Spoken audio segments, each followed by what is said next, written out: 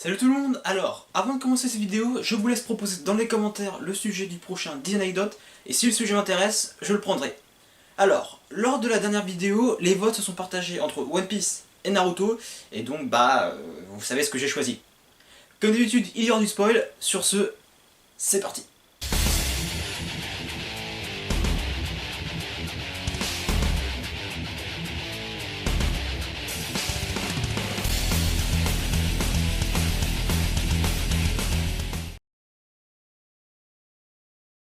Naruto est donc un shonen, écrit et dessiné par Masashi Kishimoto entre septembre 1999 et novembre 2014. Le manga est compilé en un total de 72 tomes et est le troisième manga le plus vendu actuellement dans le monde. Un animé voit ensuite le jour de 2002 à 2007 pour la première partie et de 2007 à 2017 pour la seconde, ainsi que divers romans et films. La série continue en quelque sorte avec le fils de Naruto, Boruto, se passant dans le même univers et se déroulant plusieurs années après la fin du manga. On va faire les choses dans l'ordre en parlant de l'élaboration des personnages. Il faut savoir que Kishimoto avait plusieurs réunions avec son responsable éditorial afin de parler du futur de la série. Et c'est ainsi que le personnage de Sasuke est né, ayant un rôle de rival pour Naruto. D'ailleurs, Kyuubi devait être à la base le seul démon à queue existant. Est-ce que vous vous souvenez du tout premier look de Naruto? Celui avec les lunettes. Eh bien, l'auteur avait tellement de mal à les dessiner qu'il a décidé de créer les bandeaux frontaux. Quand on voit l'importance qu'ils ont bien plus tard dans le manga, on peut se dire que c'était une bonne idée. L'un des plus grands mystères du manga concerne le visage de Kakashi, le cachant toujours derrière un masque.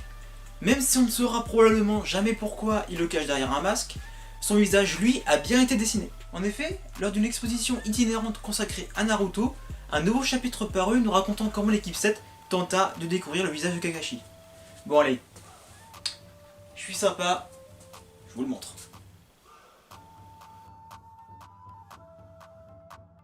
Comme vous le savez, l'Akatsuki joue un rôle majeur dans les événements de Naruto Shippuden. D'ailleurs j'ai fait une vidéo sur eux, je dis ça, je dis rien. Pour en revenir à l'anecdote, tous les membres d'Akatsuki devaient ressembler à des monstres humanoïdes à l'image des Zetsu. Oui, ils auraient eu beaucoup moins classe. Vous êtes forcément au courant du tristement célèbre massacre des Uchiwa perpétré par Itachi. Bon, en même temps, dans l'anime, ils ont passé tellement de flashbacks que j'en faisais des cauchemars la nuit. Au final, on découvre qu'Itachi a fait ça à contre-cœur sous les ordres de Konoha afin d'éviter une guerre. Et dans l'eau, malheureusement, il y avait sa petite amie.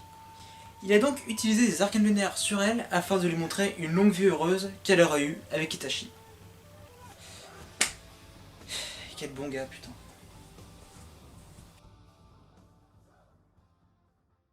Si je vous demande de me citer l'un des Hokage, vous me diriez sûrement Minato ou Hashirama. Et pourtant, Tobirama Senju, le deuxième Hokage, est sûrement le Hokage le plus important, car c'est celui qui a créé le plus d'institutions à Konoha. Il a par exemple créé l'Anbu, l'Académie des Ninjas, l'examen de Chunin et la police de Konoha dirigée par les Uchiwa. D'ailleurs, c'est également lui qui a mis au point les techniques du multiclonage, la technique de téléportation de Minato et l'Edo Tensei.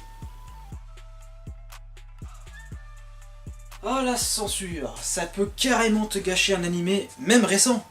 Et forcément, Naruto y a eu le droit aussi dans plusieurs pays. Outre les divers taches de sang qui ont été censurées, mon petit préféré à moi reste quand même le manche magique de Zabuza qui tranche des gens. Ce n'est pas une blague.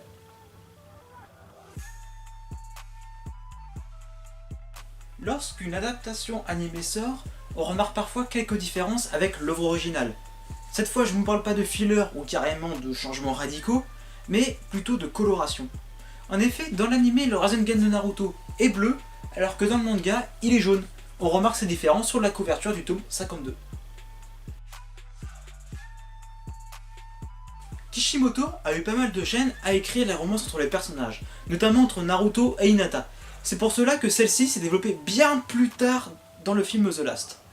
Bon, en même temps, ça se voit qu'on voit comment Naruto s'en est battu les couilles d'Hinata lors de son combat contre Pain. Voilà, c'est tout pour cette vidéo. N'oubliez pas que vous pouvez choisir le sujet de la prochaine vidéo dans les commentaires. Sur ce, je vous dis à la prochaine pour une prochaine vidéo.